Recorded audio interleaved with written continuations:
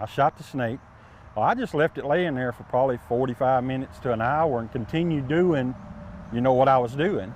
Billy Forbes was working in his garden when he spotted the rattlesnake. When he was done working, he put it in the bed of his truck and drove it a few miles to show it off to his dad and brother. Well, I just had this little old set of grabbers here, and he was laying here in the bed. I grabbed him and pulled him back towards me over there. Well, when he come up level with this bed, and he knocked these out of my hand back down into the bed of the truck. And then we pretty much decided just to leave him alone after that.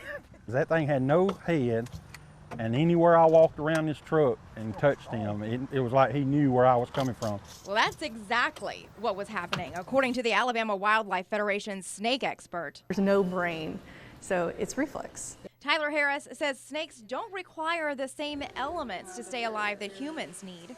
It comes down to them being cold-blooded and not depending on oxygen and blood pressure very much for their responses. So a snake's death doesn't mirror ours either. They don't really need that much oxygen to begin with, and so that energy can stay and travel and go a lot slower and longer in them than it would us.